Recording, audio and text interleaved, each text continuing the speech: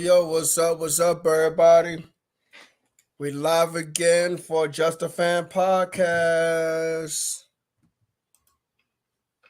What's good? What's up, everybody? All right, All right. so basically, what I'm sorry, you can go ahead and finish. Hey man, you know I gotta do the introductions, man. You know I gotta do the introductions. So, real quick, so we ain't burning too much time. Coach Williams, the NFL encyclopedia, the Wildcat quarterback that runs this thing. You already know who this is from Houston, Texas, Pando 316, the defensive leader on this team. What's up? What's up? So tonight's show is a little bit different. Pando, let's talk about it, man.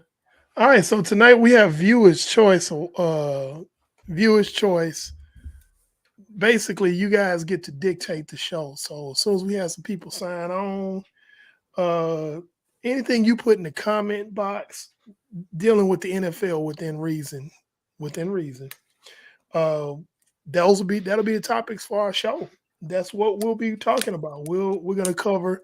We can cover anything from what do you we think your team's going to do next year to any moves that are going to be made in the offseason via the draft or free agency. We're going to talk about anything that you want to come in and talk about. Again, within reason. Don't come in being crazy because we're just not going to get no play. But also, hold on real quick. Sorry to cut you off, Eric. Also, one more thing, guys. If your team has a new coach or coordinator or anything like that, ask us about it because we might know about that coordinator and how they run their offense or how they run their defense. So ask about the coordinators too. yes. So anything that you want to discuss, we can talk about. This is basically our viewers' choice show. We don't get a lot of opportunities to do this because there's so much to cover in basically in our regular show. There's always so much to cover, but because we're kind of in a lull, the franchise window is opened up. We haven't gotten to the combine yet. Free agency hasn't started. New league year hasn't started yet. Oh, we already got a comment right there. This is Jameson Owens. He said, "Did Eric, meaning Eric Bieniemy, make a bad move going to Washington?" Actually, what's funny is we were going to actually lead with that to kind of talk about that. So I think I'm gonna go first. Okay, go ahead. So what's up, Titus? In my opinion, no, and here's why. I agree. Eric Bieniemy was not getting head coaching job looks because the question was always, is it Eric Bieniemy or is it Andy Reid? He was in Andy Reid's shadow for the absolute longest. And the success of the Kansas City Chiefs was predicated off of Andy Reid because Andy Reid was the bigger name. And Eric Bieniemy, although he probably did help significantly with that offense, it was pretty much Andy Reid. So it was a necessary move for Eric Bieniemy to get out of Andy Reid's shadow. If he goes to the Commanders and does like I believe he can, because you're going to a team that basically has lost its way offensively. over the last few years. They're very stagnant offensively. So if you go to a team where the offense is the woes, the quarterback position is the woe, defense is great, got a pretty decent running game, but not really as consistent quarterback play. If Washington makes any kind of move, improvement, I should say, offensively this season, then we'll know that that's Eric Bieniemy's doing. Also, he is sort of a lateral move, but it's still kind of upwards because he's the assistant head coach of the Washington Commanders, which means 9 times out of 10, if Ron Rivera gets canned sometime during this season, he's the next man in line for the head coaching job, which can line him up for other things. But I think it's a good move because he's no longer under an offensive-minded head coach anymore. He's under a defensive-minded coach. So the offense is all him. Yes. We know he's calling the plays. Yeah. He's designing the plays. He's putting in the scheme. So it's a double-edged sword, mind you, because if it does great, he's going to get all the credit. But if it looks horrible, he's also going to get all the credit for it. Yeah. So I think it was a good career move for him. But basically, he's either getting praise or criticism. Yeah, he has to go into Washington. Now, Washington got weapons, okay? They got a couple good running backs. They have 3 good receivers. They have some good tight ends. But, they got to develop. It sounds like they're going to go into the season with Sam Howell quarterback, and that means developing him and getting the staff there to help develop him the way they want, the way they want to. Offensive line, got to work on that. Got to add some players because if not, we can sit here and talk weapons all day long and offensive scheme all day long. If you don't have an offensive line, you can forget it. And I always believe that you should at least have a minimum of 3 to 4 offensive linemen who, on a scale of 0 to 10, are at least at 7.0 or better. That's the floor. The basement is 6.5. And if you can hide the 5th guy very well, then fine, do so. But, like I said, you need the offensive line. You got to develop somehow because if not, then this whole thing just won't work. Eric brought up all the good points about Andy Reid taking over as OC and getting out of Andy Reid's shadow. And it's sad because NFL teams should know by now that, okay, fine, yes, head coach is Andy Reid, but Eric Bieniemy has as much to do with that offense as Andy Reid because they work together during the offseason, creating new plays or taking plays out or whatever they need to do to adjust the offense for the upcoming season. Then what is the weekly game plan? How do you game plan for the New York Giants? How do you game plan for the Cowboys, for the Eagles, for so forth and so on? Like, that's not just Andy Reid, it's Eric Bieniemy. And team, like I said, teams should know that. All these executives have been around this game too long not to know that. And to me, that's a shame. Yeah. So, yeah, honestly, it's a good move for him.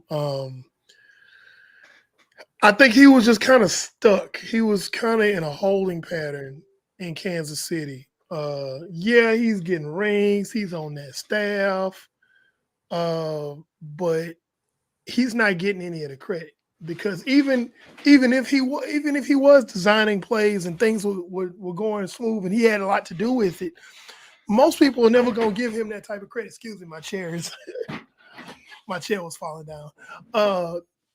Never give him really the credit that he deserves. Well, in this case, he's starting off on his own, even though he's not a head coach. He's the assistant head coach, and he's completely in charge of that offense.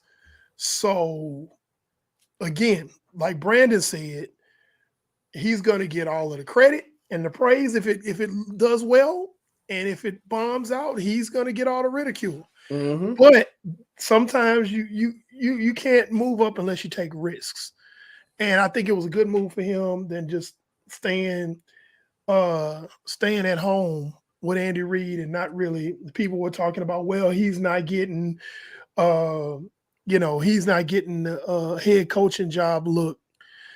Well, it's because he's under Andy Reid. That's really what's going on if you really look at it. So it has to. It's time for him to spread his wings and fly and see what Eric Bieniemy. I think he's going to do a good job. It's not like he's going to a team that it's completely rebuilding, right? Where the cupboard was bare. Exactly. He's not going. I mean, God, you got 3 really good receivers. You got a very good tight end. You got 2 good running backs, Thunder and Lightning, Robinson and Gibson. Gibson. You know, and so you got stuff to work with. So it's not, they got to bolster that offensive line, and he's got to be able to show that he can develop Sam Howell. Sam Howell develop. Find out what his strengths and weaknesses are. See what everybody else can do, and design your plays like that. And we're talking about a team that was this close to making the playoffs. So it wasn't like this team is like complete cellar dwelling trash. This is a team that was very close to making the playoffs. This is a team that defeated the NFC Championship Eagles. So this is a good team. So I think the move was good for him. And we just got to see. Time is going to tell. We got to see what kind of moves he's going to make in the offseason. We got to see how they draft. But I have confidence that he's going to do well. Now, if he bombs and stinks to join up, I'm going to be the first person to come on here and say, hey, I was wrong. Hey, same. Oh my God, this guy's awful. You know, but I just don't see that. I don't see that happening. So we'll see. You've been around Andy Reid too long, and we've talked about Andy Reid's success with different offenses in the past since pretty much since 2000. So you're talking about 22 years of success on offense with Andy Reid. Look like we have another good question here. From L. Sam Powell. Thoughts on the last call against the Eagles? Now, I went first on the last one, so you can go first on this one. So when we're saying thoughts on the last call against the Eagles, what are we saying? Like, are we talking about when the running back slid and kept the clock running, or are you talking about the holding call? I think we know we're talking about that holding call. The holding call? That's what everybody's clamoring about. So I think that's what he was talking about. Oh, okay. All right. So we're talking about the holding call. Look, the man Bradbury even came out himself and said that, hey, I held him. I was hoping the referees would have let it go. They didn't, and so I held myself. Okay, yeah. So he did mention. So it is a holding call. He said, he hoped that the refs would let it go. The refs didn't let it go, and looks bad. I honestly think he held him because you got it looked like it was the left arm hooked around his waist, which slowed him down enough. So good call. I think he held him twice on that route. He made the in cut, he held him, and then he cut back out and he held him. I've heard that but it might have been you, but I've heard that from somebody before. Yeah, I think honestly he held him twice. Now, I know the common routine is to say, well, the refs need to swallow their whistle, and we addressed this last week on last week's show. The common thing is, well, the refs need to swallow their whistle. The refs need to do this and they need to do that. No, sir. Don't look at it from a fan standpoint. I know it's upsetting if you're an Eagles fan. But look at it from a holistic standpoint of being objective. And objectively, had the tables been turned, and that had been an Eagles receiver, let's say that was A.J. Brown, and let's say McDuffie did that to A.J. Brown, you would want that holding call. Exactly. Fair is fair.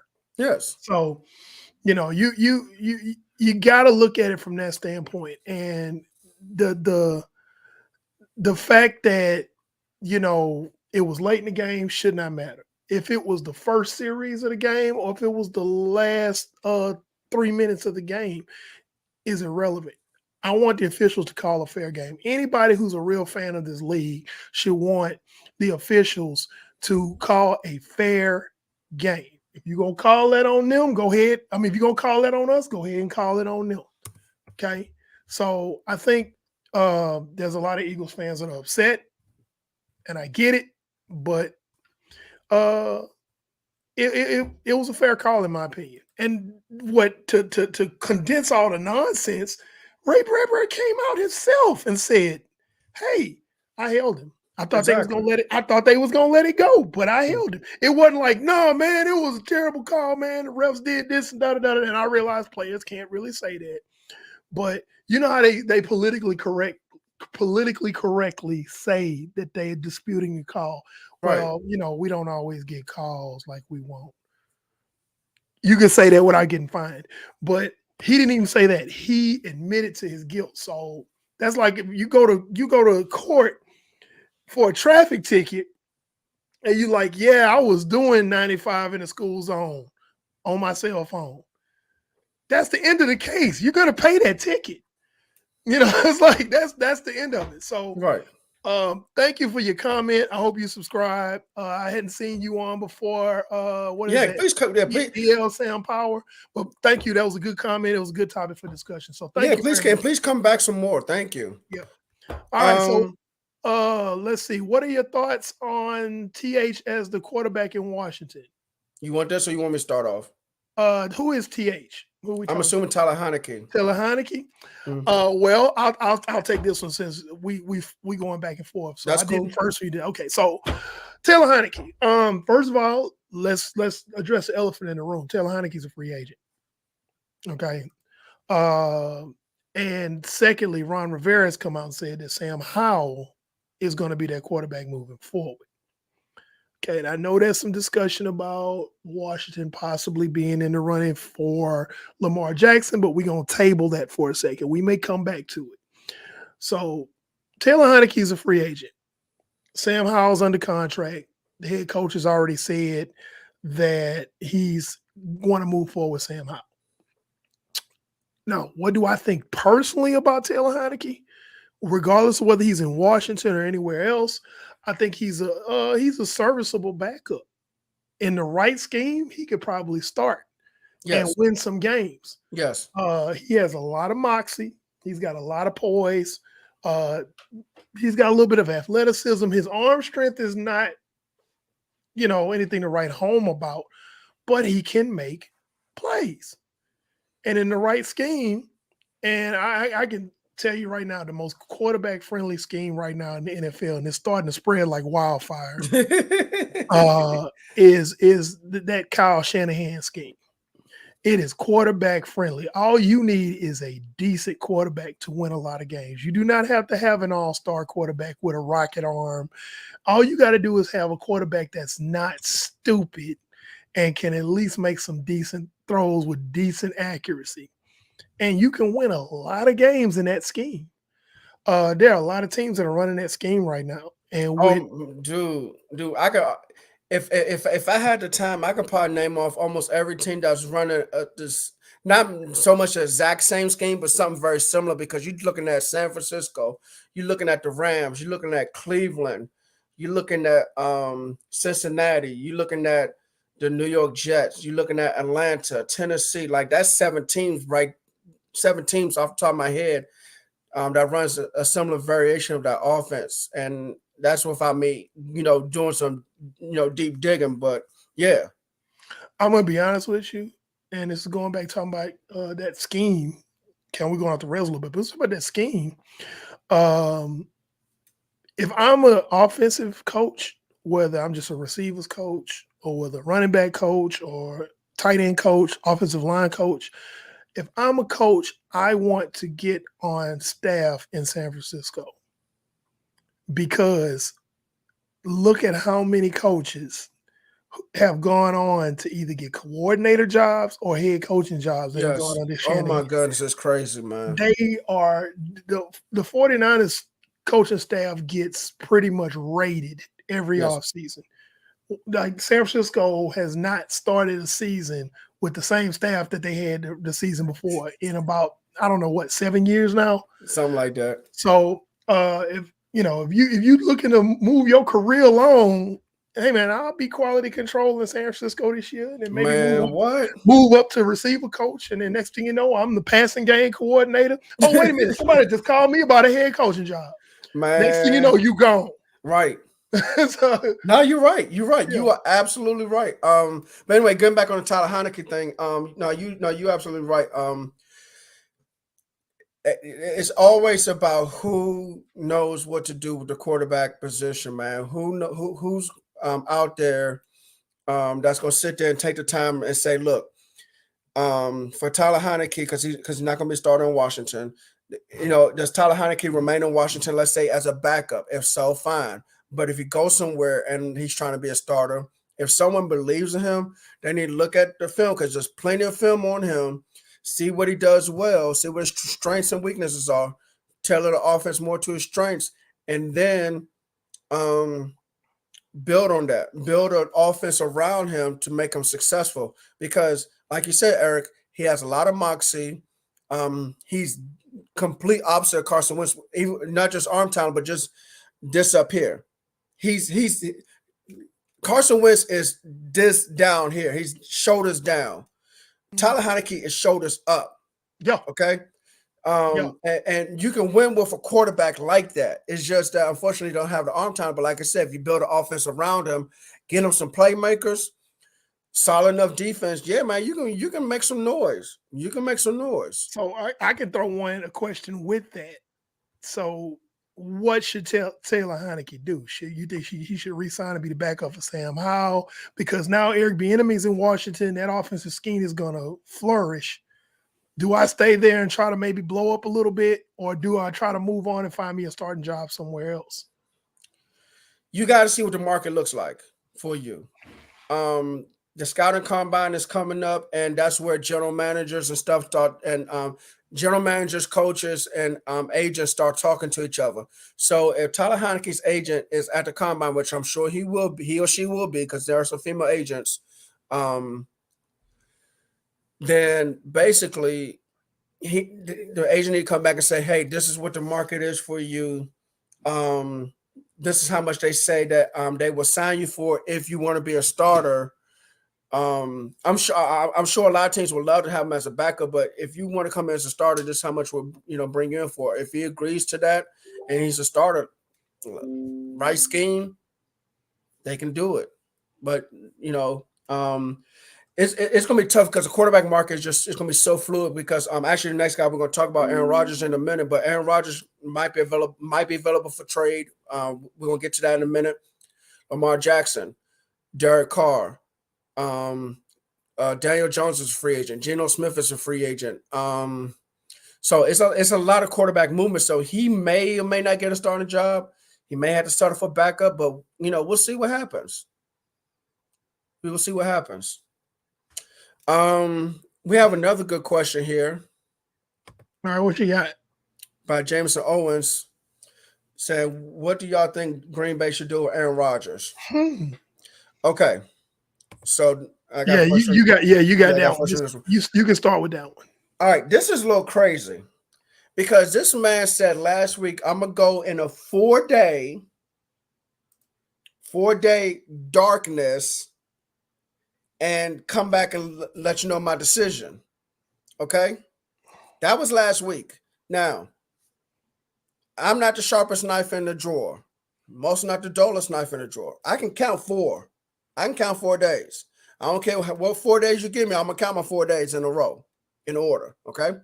So, no one's heard from Aaron Rodgers yet. Not Green Bay. Okay. I ain't stupid. Okay.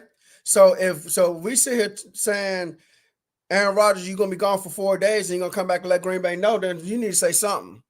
So, I think Green Bay probably should put their foot down and just move on from Aaron Rodgers and just say, we're going to trade you. Thank you for your time here. And we're going to move on with Jordan Love. I mean, and that's fine. I mean, sometimes you do what you got to do. But regardless of what you do with Aaron Rodgers, the opposite is going to happen with Jordan Love. If you keep Aaron Rodgers, Jordan Love wants to get traded. If you trade Aaron Rodgers, then Jordan Love wants to stay. So, my personal opinion, it's time to move on And let's start over. Hey, if I'm wrong about it, I'm wrong about it. If Green Bay's wrong about it, Green Bay's wrong about it. But you're gonna fail sometimes. You're not gonna always be successful. Brett Favre, Aaron Rodgers spoiled y'all to death since 1992. That's fine, but look, I'm a Cowboys fan. I was born under Troy Aikman. I know what it looks like to go through 8 different starting quarterbacks that are trash. No. And you want me to tell you why I know it's 8? Because number 9 was Tony Romo, whose jersey number was 9. So I know what it's like to go through some trash quarterbacks, man. Okay, hey Quincy man, Carter, Drew Henson, Chad hey, Hutchinson, Ryan Leaf, hey Clint man, Turner. I feel your pain. I'm a Okay. Niners fan. Think about all the quarterbacks after Steve Young. Only about 2 of them was good, and that was Jeff Garcia and Colin Kaepernick. And Colin Kaepernick. So I mean, and The rest okay, of them was Alex just Smith straight wasn't ass. bad. He wasn't trash, but I mean, even still. Yeah. So no, I feel your pain on that one, no doubt. Look. I'm gonna tell you something. A future Hall of Fame quarterback or an All-Pro quarterback will spoil you to death, man. Hey man, we had 2 in a row, man. hey, look, I know. Bruh. I know. And it went from 2 in a row to just trash. Bro, it's like, Hey, matter of fact, what can you do? Hey, who was immediately after Steve Young? Was it Jim Druckenmiller? Jim Druckenmiller was his backup. Okay. Then after that, it was. I try to wipe it from my memory. You know, you have PTSD and you try to wipe away bad memories because it brings up too much trauma. But there was so many horrible damn quarterbacks after Steve Young, and then we hit a little streak for a while with Jeff Garcia, but the rest of the team wasn't good. You had like Jeff Garcia, Garrison Hurst, and T.O. Everything else was terrible. And it was like, then you went to another group of trash quarterbacks, and then you got Kaepernick, and you had that great defense, and then there was the holding call that wasn't called in the Super Bowl. He that would have went down as one of the biggest Super Bowl comebacks in history. Yeah, man. But, he got us to 1, and then I'm not gonna talk bad about Alex Smith because he was decent. Yeah, I know Alex Smith was decent, but but Cap got us to the Super Bowl. Hey, Eric, we got some good comments on got some good follow-up comments real quick about Hall of Fame quarterbacks. Don't I know it going from Breeze to that's Titus. We're talking about he's a Saints fan, and then Jameson, who's a Titans fan, saying we still trying to replace Steve McNair. Facts. So yeah, it's a Hall of Fame quarterback, or if he's not Hall of Fame quarterback, at least an All-Pro quarterback. He ain't got to be Hall of Fame. He's got to be a damn good one. You said what? He don't even have to be Hall of Fame. Just good. All-Pro. A good quarterback. Yes. They spoil you, man. It's tough. And then they go away, and then you get like Boo Boo the Fool back there playing quarterback. What the heck, man? You got Ray Charles at a gun range throwing passes and everything. So that type of stuff. So man, yeah, I feel it. So let me see. Titus, put that the post Jimmy G in Vegas. I think that was his question. Yeah, that was Titus. Yeah, here we go. Titus on the train. So Jimmy G in Vegas. Any thoughts? I think. Go ahead. That if Vegas was smart, they would trade for Aaron Rodgers. I'm just saying. If you got better options than Jimmy Garoppolo, I would go after them. That's what I'm saying. I'm just saying. There's still some people that are still on the Jimmy Garoppolo bandwagon, and I'm like, what football are you watching? People who think that Jimmy Garoppolo is a great starter are the same people that think Arby's is Roof Chris. Okay? Like, stop it. Okay? Arby's is nice sometimes, but it ain't Roof Chris. It ain't the Palm. It ain't Morton's. It ain't Shula's, baby. It ain't a steakhouse. It's Arby's. It's not even Outback. But it ain't prime rib. It ain't porterhouse. It ain't tomahawk steak. No, sir. No, ma'am. And if you have better options, I would pursue them for the Raider fans that are watching or that will be watching this. It's like, oh my God, Yeah. So yeah, Jimmy Garoppolo would be a last resort. Like, oh God, we need a starting quarterback. What are we gonna do? Damn, Rogers gone. Lamar Jackson then went somewhere. Oh God, what are we gonna do? Okay, let's go ahead and shit. I guess we're gonna get Jimmy. Hold on, wait a minute. Wait a minute. Hold on. I got a question. Okay, Because now I'm gonna throw you off topic. okay. Jimmy Garoppolo or Daniel Jones? Ooh, that's like choosing between sliding down a razor Come on, give me blade one. into a Give me one. pool Give me full of one. Give me alcohol. one. You got to choose between sliding down a razor blade into a pool full of alcohol or drowning in a bowl of boogers. That's literally the choice you have to make. It's like, bruh, like, because people gonna say, well, both of them have been in the playoffs. Okay. But Pick one. ooh, Jimmy G or Daniel Jones? ooh. Man, gun to my head, Yeah. it would depend on the scheme. What Oh scheme God, it come was? on, man. What scheme it was? I guess we talking about Josh McDaniels scheme, I guess. All right. If Next we're question. we're Josh McDaniels scheme, then I would say Jimmy Garoppolo because he's played in that scheme before and he's done Okay. relatively well. So All if I right. had to make a choice, yeah, Daniel Jones or Geno Smith? Daniel Jones, Geno Smith or Jimmy Garoppolo? Jimmy Garoppolo. Okay.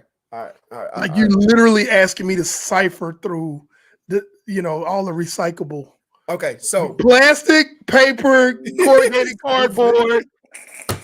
That's all what right. you asking me to do right now. All right. All right. Real quick. Let me get my taste. Let me get my not my taste, but whatever my feedback on my answer on the question because we got two other good questions, man. Hey, keep these questions coming in because these are good. These are real good. Just real quick. The only I agree with Eric because Aaron Rodgers should be it over Jimmy Garoppolo. The only reason why Jimmy Garoppolo and it makes any kind of sense is because Josh McDaniels and Jimmy Garoppolo know each other. He knows the scheme, so it wouldn't be too much of a learning curve for him. But you're trying to win games, and you're in the AFC West, and you got to compete with Kansas City, and Denver just hired Sean Payton. You need Aaron Rodgers. You're not Jimmy G is not going to beat Andy Reid and Patrick Mahomes. Jimmy G is not going to beat Sean Payton and Russell Wilson. That might not even be enough to beat Brandon Staley, Kellen Moore, and Justin Herbert. Okay, so you need Aaron Rodgers. Enough said. Hold on. Oh, we getting some good questions. Keep them coming, fellas. I'm looking in the chat box and it's like really awesome. I'm seeing some really Man, we got like 3 great questions that just popped up. Okay, keep them rolling. We can get to all of them. all right. Tyler said we take Rodgers to New Orleans. You ain't got a cap space. Next. All right. Do y'all think Lamar should play on the tag? Whose turn is it? Mine or yours? I think it's mine because you went on. Okay. No. Lamar should not play on the tag because the only good thing about the tag is that the money on the tag is fully guaranteed. But the downfall of it is it's only for 1 year. You want security. You get injured, you want security. You want a long-term deal. You want 4 to 5 to 6 years on a contract. Plus, the tag is not paying him for what he wants. The tag is I think the tag numbers are not accurate right now from what I've been seeing. I think we'll probably get an update later, but I'm assuming that the tag is going to end up being around $45 million because that's what I'm hearing. So $45 million is not going to be enough for Lamar Jackson. I think he wants $49 to $50 million, maybe $51 million a year. And so, no, he should not play on the tag. He wants a long-term contract. By the way, if y'all don't know, the franchise tag window opened up today. It's a 2-week window. Yep. So it closes on March 7th, I believe, at 4 p.m. Eastern. I believe Lamar Jackson will get tagged. Absolutely. The question is, what tag is it going to get? Is it going to be the non-exclusive tag or is it going to be the exclusive tag? One of them, teams cannot negotiate with them. The other one, teams can negotiate with them. I forgot, the difference between the two. If you go with the one where the teams can negotiate with him, then teams might try to outbid Lamar Jackson. The only thing about that is that if you try to the only teams that can truly outbid Baltimore for him is Chicago with $97 million of cap space, the Atlanta Falcons with $55 million of cap space, and if the Raiders move some money around, they can probably get him. But that's about it because the Giants are trying to figure out what to do with Daniel Jones and Saquon Barkley's contract. Plus, they need some other players. So, no, he shouldn't play on the tag. Hopefully, he gets traded somewhere else. Washington not going to be able to get him. And because Washington only have $8 million of cap space. So, yeah. $8 million and change. Mm-hmm. Yeah. So, no, I think if I'm Baltimore, I'll go ahead and try to get what I can for him as far as his as far as draft capital, and then move on. Because I think that marriage is kind of soured at this particular point, and they're not willing to. They hadn't paid him now. I don't think they will. It's like, okay, you gonna get this franchise tag. It's better to say we're gonna put this franchise tag on you and see what we can get for you, as opposed to we're gonna put this franchise tag on you. You better play for us or just sit out. So the smart thing, the smart business move would be to go ahead and say, okay, we're gonna put this this non-exclusive tag on you and allow you to negotiate with teams, and then we'll negotiate with teams and see what they're willing to give up for you. And if they got the cap room to pay you, hey man, knock yourself out. Okay. So let's move on, man, because we getting some good questions in this box. Y'all keep them coming. Real quick. Guys, if you're not able to see the chat on YouTube, I know on your phone, next to the like button, you're not gonna be able to see it probably. Yeah, it's too bright. It says live chat. If you tap on that, then it should come up. Also, if you're looking from your laptop or your computer, if you click on live chat, because live chat, for some odd reason, there's two different features on the chat on via laptop because I listen to a lot of YouTubers live. But always click on live chat. That way you can see all the messages coming in. So hopefully that helps you guys out. Hold on, what's this? Okay, yeah. Wait a minute. Hey, you want OBJ or Tony Pollard? What? Here, hold on. Let me show you. Shoot. Yeah, because I love it now. We're getting a lot of questions, and I'm trying. Yeah, we get a lot of questions. I can't even keep up with it. It says, "What do you think?" No, this is awesome. This is. Yeah, great. I know. So it said, this one says, "What do you think OBJ lands?" And then the next one was Pollard. Yeah, you're gonna have to pay Tony Pollard, but then there's another question that somebody asked that's related to this, and it's like, do you tag Pollard or look for free agent or draft a running back? Okay, so here's my question to as far as OBJ first. I'm gonna answer that one. OBJ has his options open. He's a free agent. Any team that's basically looking for, and at this point in his career, he is not Batman. He's probably not even Robin. He might be Nightwing. I don't know, but there's going to be a market for him if he's not asking for too much. Because this is a passing league. He's still got a little bit left in the tank, and there's going to be somebody that's going to pay him. The door is wide open. There are a lot of teams that are looking for receivers. So, but one thing you should consider is the fact that this is every draft is a wide receiver rich draft. Even though you might have 2 or 3 that's on the at the very top, you find great receivers in the 4th and 5th and 6th round. So you know, you paying a guy on his rookie deal versus you paying OBJ oodles and oodles of money. The financial side of it, it depends on what OBJ is asking for. If he actually, you know, realizes his worth and is like, okay, I know that I'm getting a little long in the tooth. I've had injuries. I'm coming off an injury. I'm gonna take the best offer I can get. Or if he goes in and goes, I want this, and y'all better give me, he gonna be sitting on the couch for a while. Somebody might call him up mid-season, honestly. Yeah. So moving on to the tagging Tony Pollard. Before his injury, that should be a no-brainer, honestly. Now, he is, and I've been saying it for the longest, guy, and Brandon will tell you. He'll tell you. When we talk in our groups, I'm like, Tony Pollard is on Zeke ass. Like, Tony is wearing Zeke out. Tony needs more carries. He is dangerous. You know, and I'm just like, this dude cold, man.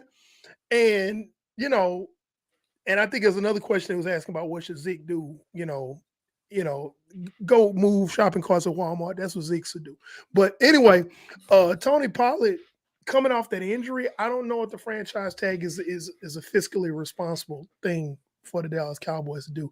I think they should go ahead and extend him. I definitely think that even with that injury, I think they should extend him. But they need to CYA, cover yo, and go into the draft and find another good running back. And again, that's another position that you can find gems late. You don't have to use a lot of draft capital to go get a running back. You can find a great running back after the third round. So, yeah, let Zeke walk, get you some cap room, and then extend Tony Pollard within reason. And now he's going to become a little bit cheaper because of that injury. You can sit at the bargaining table with him and say, hey, man, you got this injury, man. We wanted to pay you this, but because of this injury, we're going to offer you this much. And remember, we gave you your shot. So if I'm Steven and Jerry Jones, that's how I approach it. And he may give Dallas a hometown discount. And then again, you cover your butt. You go into the draft and get you a guy late in the late rounds. And again, you can find you some really good running backs late in the draft. definitely. You do not have to pick in the first 3 rounds to find a great running back. Trust me, if your scouting department is good enough, you can do it. Okay. So that's my thoughts on that. Brandon? So the injury is not supposed to affect them long term. So that should not affect contract negotiations. I wouldn't tag them. Again, this is where they're gonna Jerry Jones, Stephen Jones going to be at the combine. I'm sure Tony Pollard's agent's going to be at the combine. They're going to talk, get a feel for each other, see what the market may sound like. If he's asking for too much, I'll let him walk. If it's within reason, I'll keep him. Zeke needs to go now. Yes. If Tony, like I said, Tony Pollard's asking for too much money, then let him walk because you can find running backs in the draft. You can find cheap running backs in free agency. Yes, sir. What I wonder is, see, I know the type of running backs that Dallas is used to, but the reason why Dallas is used to certain running backs is because they've been an Eric Coryell offense majority of the time since 1992. Not all the time, but majority of the time, because it was Noah Turner's a pansy. They had somebody in 99. And Jason Garrett came in 07, and then Scott Linehan ran all that Coryell related offenses. So I get the need of having a big running back, but now that you're moving more so to a West Coast offense under Mike McCarthy, it's cool, it's fine, but it's not really a necessity to have that. I'm gonna run fullback lead, halfback dive up A gap all the time type running back. You can hit a little B gap stuff, a little bit C gap as well when it comes to running the football. Plus catch the ball to the backfield. So you can find guys like that, like I said, for cheap. You can find guys like that in the draft rounds 5, 6, and 7. Maybe you go get a big back just to do short yardage situations, goal line stuff. But other than that, nah. And I want Zeke, to add, I'm sorry, I want to add to what you were saying with that, the fact that running backs come a dime a dozen. right. If my son wanted to play football, the last position I'd ask him to play is running back, because Thank you. at this point, running backs are not as highly valued financially by teams as they were back in the 90s or even further back, 80s, Yeah. 70s, so Yeah, forth. 80s. I mean, shoot, OJ So, Simpson, Eric Dickerson and stuff. yeah, it's not the same anymore. And you got so many teams that have more than one running back. They're doing running back by committee. There's no such thing as a true bell cow anymore. Not like we thought of back during my day. You know, Right. you had Emmitt Smith. You know, you had Roger Craig. Barry You had Sanders. Eric Dickerson. Those guys like that. You know, the first 1-2 punch that we ever saw come around where they were almost getting equal snaps was probably Kenneth Davis and Thurman Thomas. Okay. Back during those days, they were a true 1-2 punch. But during that time, it was the time of the bell cat. Rodney Hampton, Giants.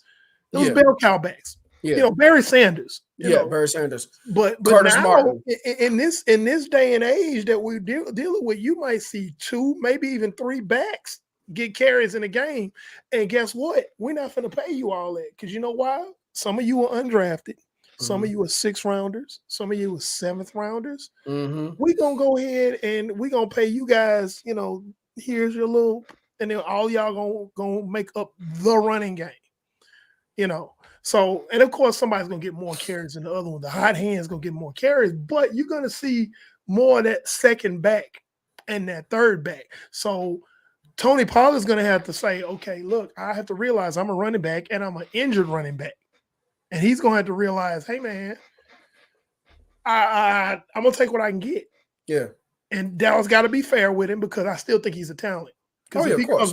he comes back from that injury like nothing's wrong next year, and Dallas lets him walk, they could come back and bite him in the ass later. You know, he'd be playing for another team running for 100 yards on y'all, you know.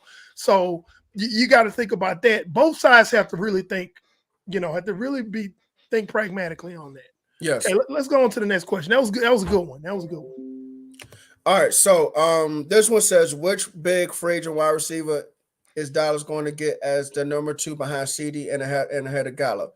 Diggs brothers have been all over Twitter saying they want to play together, and Mike is saying that we need to pay for a wide receiver. Look, so I'm a Cowboys fan, so I know I'm deep into what's going on for wide receiver. Let me start off by saying this, and Eric, I don't know if you're supposed to go first, but No, I think this one's yours. Okay, all right. The Cowboys definitely, and it's not just quiet talks, it's loud talks throughout the building. They are going to go get a wide receiver. Who? I don't know. I don't see Diggs getting traded because, first of all, Buffalo be dumb to trade him. Okay? I know he was upset with what happened in the playoffs. I get it.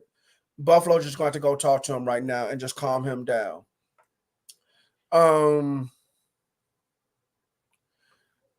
I've heard trade for DeAndre Hopkins before. I've heard trade for Mike Evans. I heard trade for Brandon Cooks. I've heard trade for Jerry Jeudy. I've heard sign Odell Beckham Jr. I've heard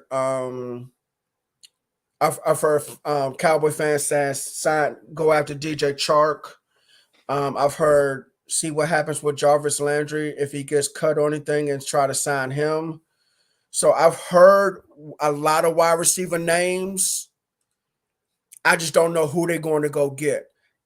However, they will go get somebody because Michael Gallup has not shown that he has fully recovered from the ACL injury from, I think, December 2021. Now, if they do get a big-time wide receiver, whomever that may be, and Michael Gallup bounces back from injury, let's say this season, then you got 3 receivers you ready to go that are ready to go because you still have CeeDee Lamb, you have Gallup, and then you have the other receiver.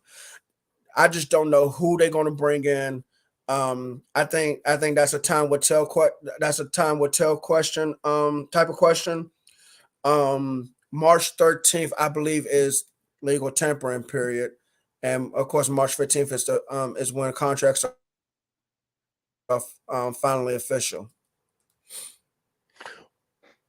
So my thing is that the smart thing to do would be to if and I had to really put myself in a dark place here, put myself in a position of an executive for the Dallas Cowboys, but being pragmatic and fair and taking the fan hat off and being an analyst. Honestly, the best thing to do is to get your scouting department to actually do their homework and go draft you a guy. Honestly, because you're not looking for number one. You got your number one. You're looking for your Robin to your Batman. That's what you're looking for. In best case scenario, Gallup could be your Robin to your Batman, and you go and get your third guy, which makes it even easier. You got an even easier task ahead of you, and it's more financially sound to do that. Always be about finances. You know, people turn off the salary cap on Madden. I do it sometimes. You know, hey man, let's go get this guy. Let's go get this guy. But how is this going to affect you financially this year and then moving down the line? How's this going to affect you? So, like right now, Dallas is $7 million in the hole in cap space. $7 million over the cap. So you gotta be smart. The cheapest thing to do is draft players, and this is where your scouting department earns their checks. Right here, this is where they earn their cheddar. This is where they get their jelly. Go find me a guy that I can draft in the 4th or 5th round that can come in and contribute year one. That's what okay. I hear you. Now for this particular thing, I'm not concerned about the cap because I already know how the Cowboys are going to move money and end up with some serious cap space. So I'm not worried about that. They still probably could draft a receiver. They're probably still going to draft a receiver. I just feel like Dallas is going to go get a wide receiver veteran. Now, again, what are we looking at? Because we're looking at someone who could be as cheap as a DJ Chark or Jerry Jeudy, who's still on his rookie contract, and you trade for him, or you go all the way up to the salary as high as DeAndre Hopkins. So the question is, what is Dallas thinking? Are they thinking D Hop and his salary, or are we looking at DJ Chark being cheap or / Jerry Jeudy on his rookie contract? So I don't know. Again, I don't know what's going to happen. I can't give you an answer right now. We're going to find out much closer.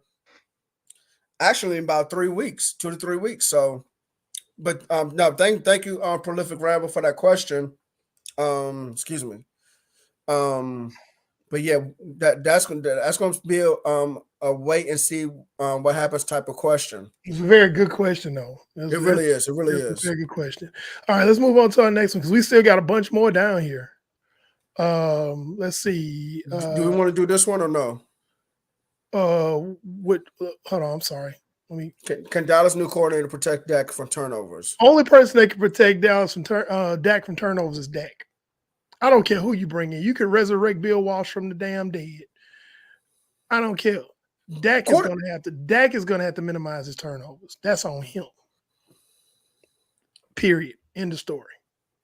And that's just the bottom line. He's got to make smart decisions. Yeah. Now, and I'm going to be fair. And everybody knows that I'm a Niners fan and I don't like the Cowboys. But again, I'm taking off my fan hat and I'm putting on my analyst hat.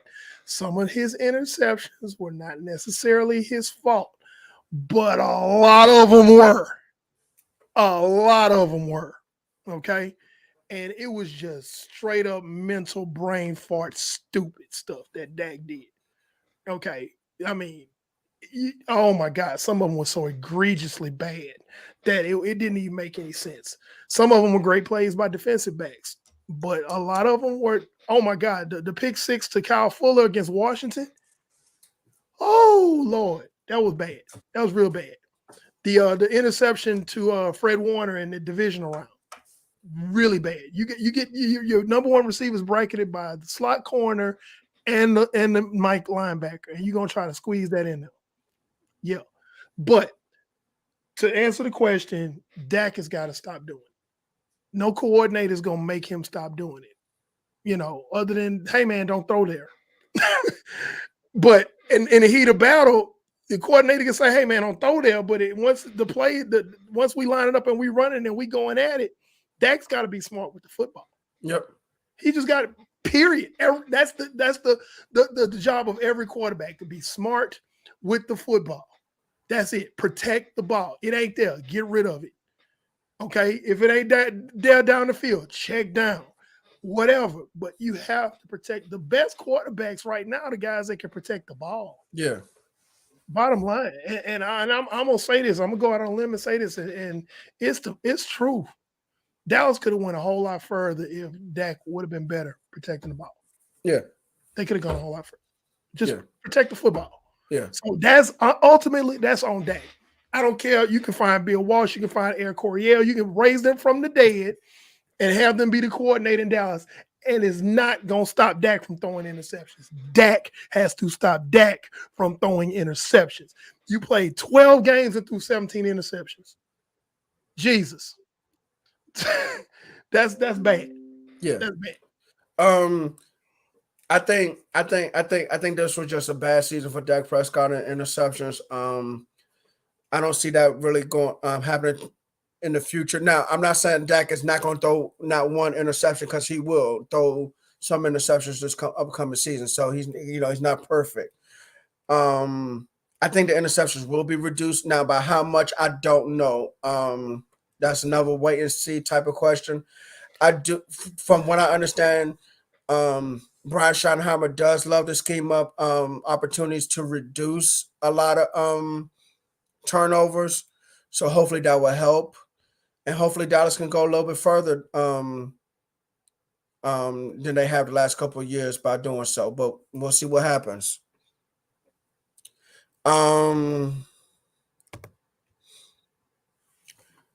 What do you think about Dak traded to Texans, Cowboys, and draft CJ Stroud rumor? Plus, it opens up Dallas to have $50 million cap space to sign free agents. That is the first time I've ever heard of a rumor like that. Okay, so wow. Let me.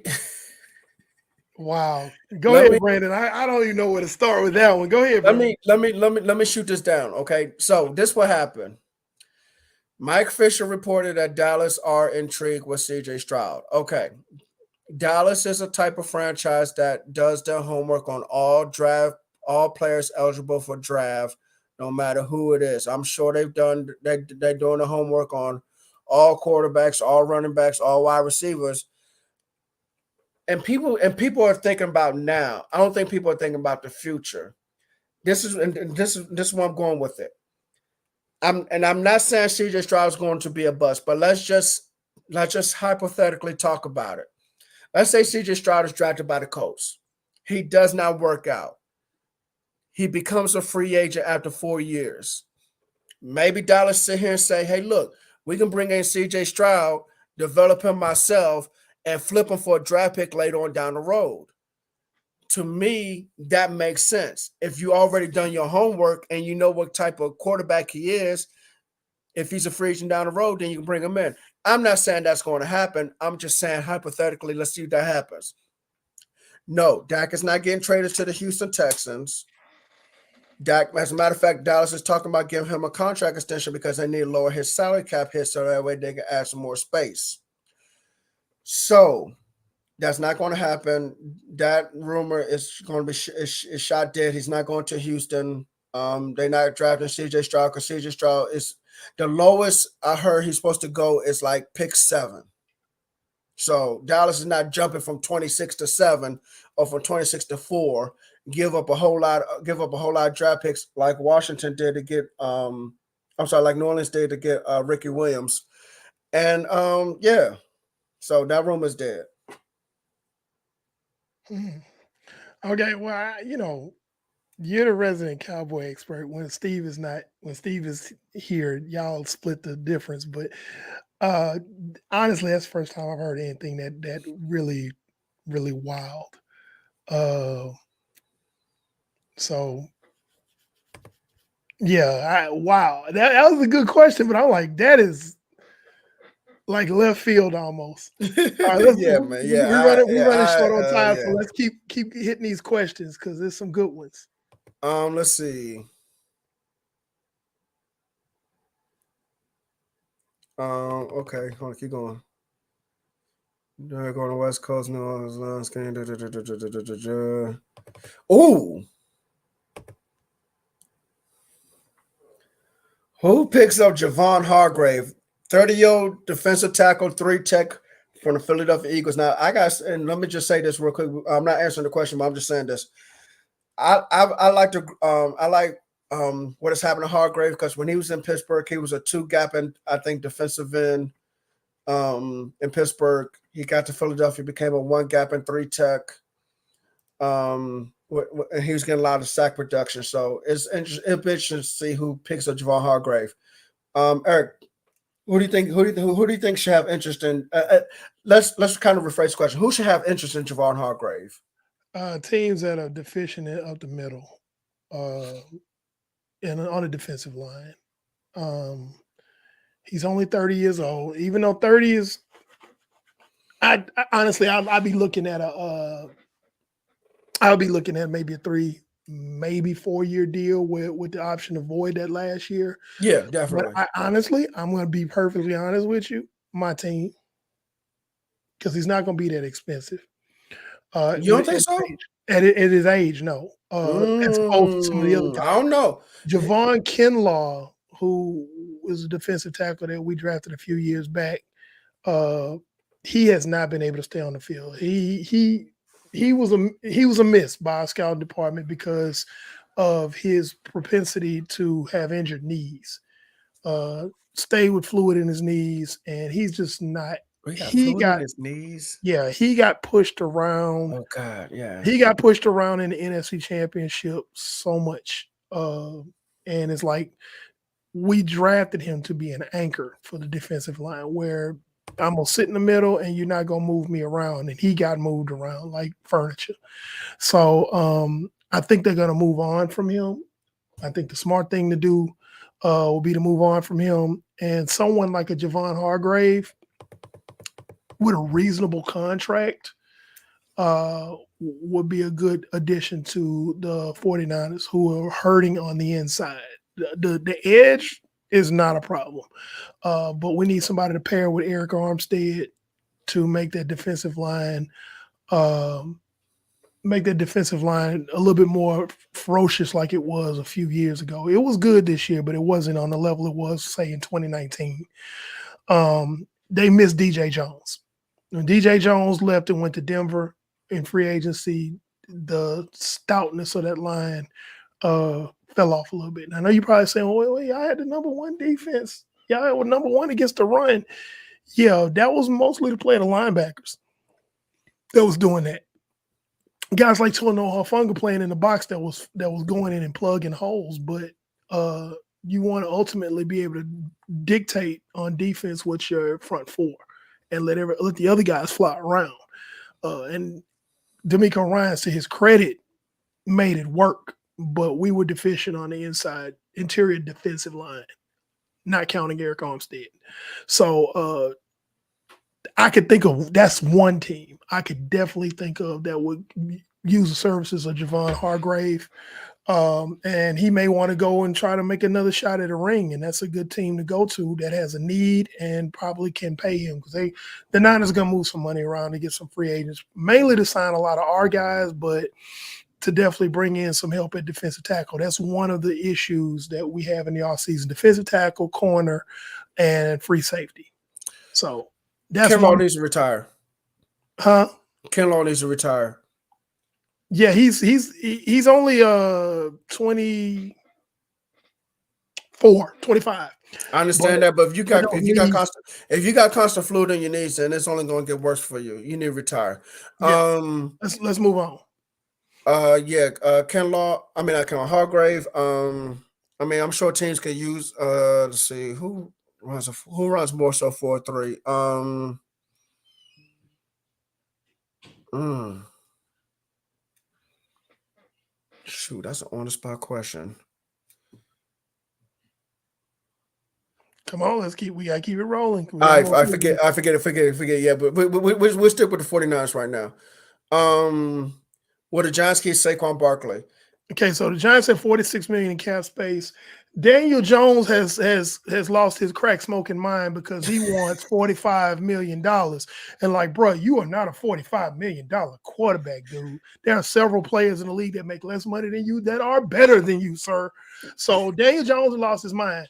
My question is the front office of the New York Giants going to continue to smoke crack with Daniel Jones and give him that money? That's the question I want to know. Because no, sir. You want $45 million. Good luck. Go see if you can find it. I want to do the playoff game. You still Daniel Jones. You still Daniel Jones, sir. I'm going to need you to go to the carpentry class, go to the lumber yard, and build you several seats so you can have them. $45 million. You better go somewhere. Yeah. If I'm paying anybody, I'm paying Saquon. But again, Saquon's a running back. You're not going to give that much to running back, but he deserves his money. A lot of the success that Daniel Jones had was because of Saquon Barkley. You know what? If I'm the Giants, you got to look at what Brian Daboll did with the offense, okay? With a Daniel Jones at quarterback, Saquon Barkley being the only weapon, no wide receivers, no tight ends, shaky offensive line. You got to look at what Wink Martindale did with that defense, okay? I'm not bringing either one of them back. I'm starting fresh from scratch. Yes, I will be losing games. Yes, the fans will be upset. So what? Brian Daboll and Wink Martindale coached that team to death. They are the reason why that team overachieved like crazy. And any Giants fan who don't believe that needs to come talk to me. No, they definitely overachieved. Nobody had the Giants. They overachieved, okay?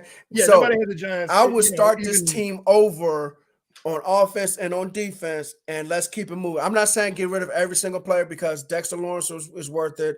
Leonard Williams is worth it on defense. Kayvon Thibodeau is worth it on defense. But let's build on what we have, and let's keep it moving. And because even if we get rid of those two guys, yeah, we might lose. We might only win like 6-7 games, but in the future we'll be fine. I think I would, depend on what Saquon wants. He's gonna want money. I would negotiate with him and see what he wants before I move on from Saquon. Because Saquon is really the heart of that offense, not Daniel Jones. No, that's true. So all right, let's move on to the next one. Should the Texans go all defense, or are the two quarterbacks too good to pass up?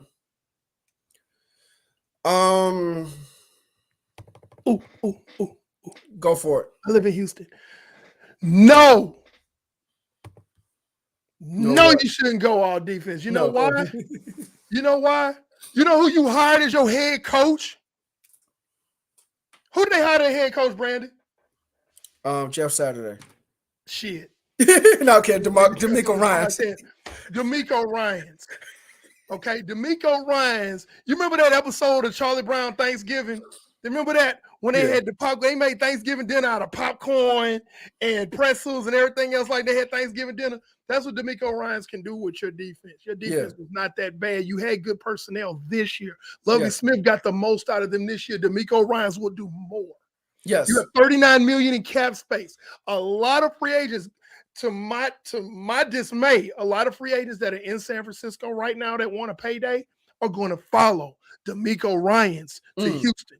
Azeez Al-Shaair, if you know him well, he's a linebacker. We ain't gonna be able to keep him because we got Fred Warner and Dre Greenlaw. He's probably gonna wind up being your Mike Backer in Houston. Yep. You don't waste draft picks on defensive players. No, sir. Your issue is at quarterback. Okay. Your offense needs to roll. You just got a new offensive coordinator, and he's going to install. Guess what? What scheme is he going to install, Brandon? What did we talk about earlier? Kyle Shanahan, baby. Okay, that's a quarterback-friendly offense. So guess what? A young guy can pick that up, and basically you can scheme him to where you don't have to ask him to win the game for you, and you win the game with your defense. You got Derek Stingley as your corner. You got who's the kid out of Baylor? Jalen Petrie as your safety. Oh my God. And then you can go, you got $39 million in cap space. You can go out there and you can go grab everybody from San Francisco that San Francisco can't afford. You got the number 2 overall pick. You're gonna end up with one of those 2 quarterbacks, man. Listen, do your homework between Bryce Young and CJ Stroud. Do your homework, and if you feel like somebody's gonna jump in front of you to Chicago to get one of those 2 quarterbacks, and it's the quarterback you prefer, then trade up. Trade up one spot. Whatever. Who cares? Do what you gotta do. Get your quarterback and keep him moving and build around him on offense, because like Eric said, he's running a Kyle Shanahan offense down there. He's actually that's actually team number 8. I didn't even think about Houston. That's team number 8 that runs a Kyle Shanahan related offense. Bryce Young, CJ, oh my, that's Bobby Slowick's the offensive coordinator. That's Slowick was underneath Kyle Shanahan. That's money. Oh man, and the Dolphins run the offense too. So that's and guess 9. what? But anyway, guess what, Houston? You already got a good running back in Pierce.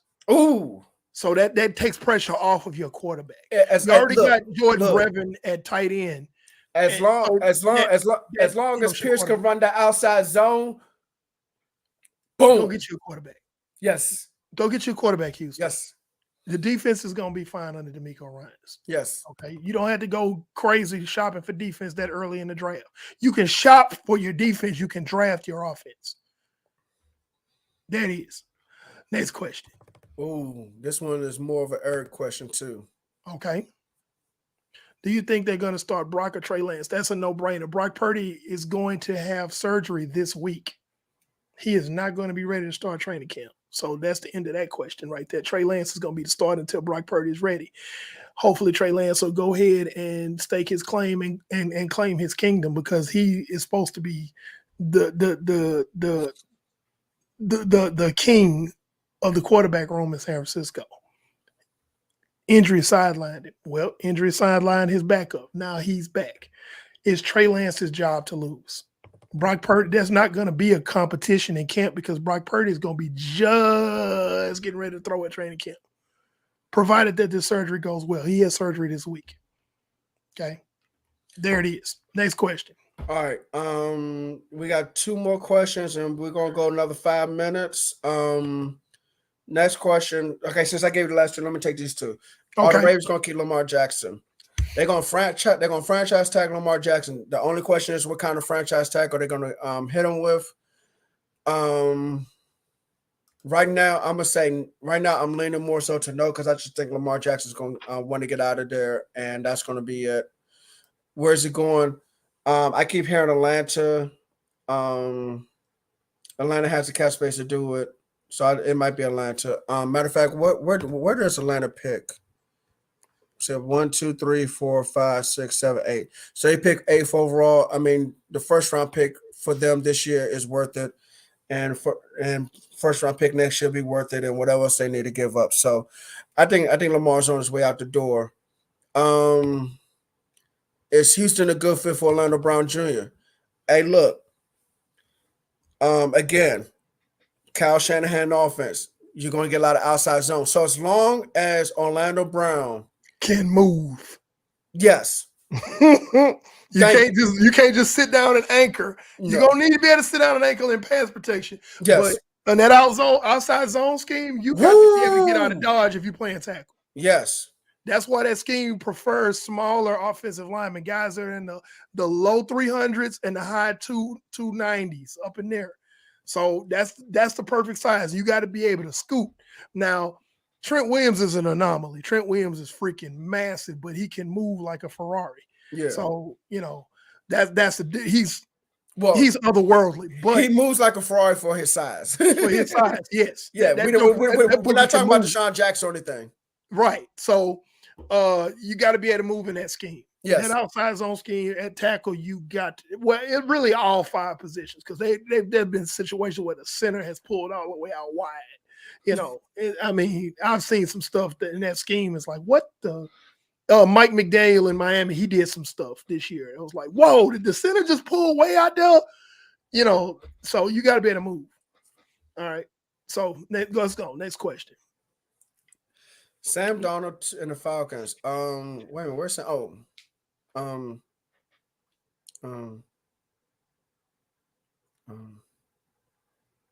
if you making a play for and the Falcons could, they have the cap space and the draft capital. If you're gonna make a play for Lamar Jackson, and let's say it falls through and you don't get him, you don't go from shopping at Neiman Marcus to going to Dollar Tree. Just because you can't afford something in Neiman Marcus don't mean you can't go to Dillard's. I'm just saying. So if you don't go to Dollar, you don't go from Neiman Marcus to Dollar Tree. There's other quarterbacks out there you can make a play for. DeMarion, yeah, there's way too many quarterbacks out there before Sam Darnold, man. Way too many quarterbacks before Sam Darnold. Even if you can't get Lamar Jackson, I mean, Derek Carr is available. Aaron Rodgers might be available for trade. Yeah. It's way too many. I'm not gonna go through all of them. Top running back in the draft to step in for Kamara. Let me get this. The top 2 running backs I'm hearing is Bijan Robinson from Texas and some running back last name Gibbs. I don't know what school he goes to, but yeah, those are your top 2 running backs.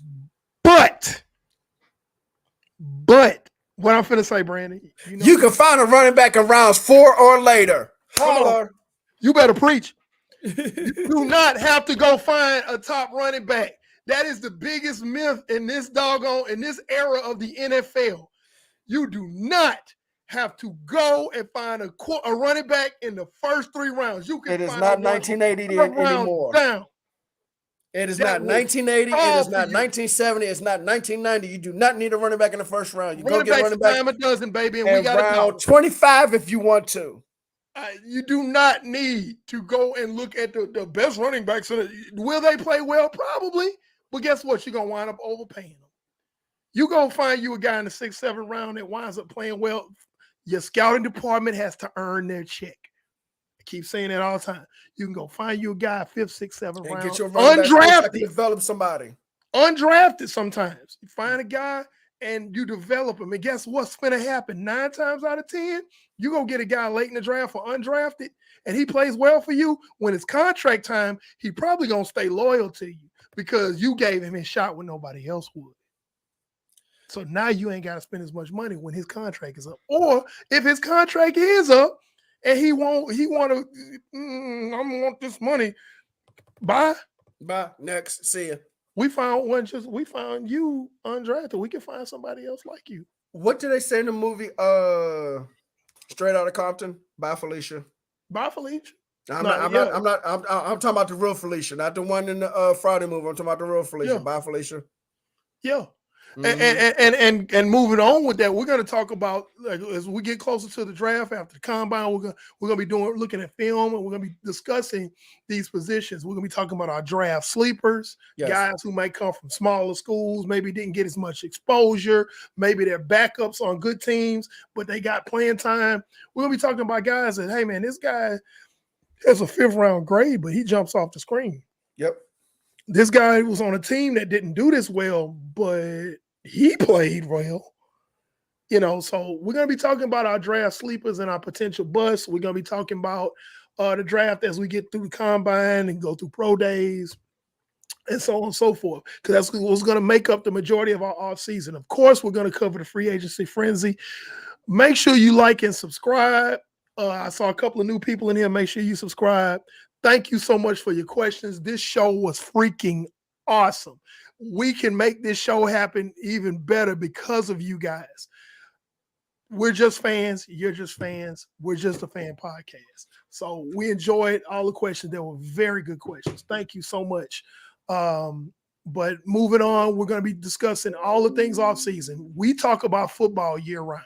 Yes. We talk about it year round. There's no off season for Just a Fan podcast. We're going to be covering everything. There's always news in the NFL. Yes. And we're gonna probably do another one of these viewers' choice shows again.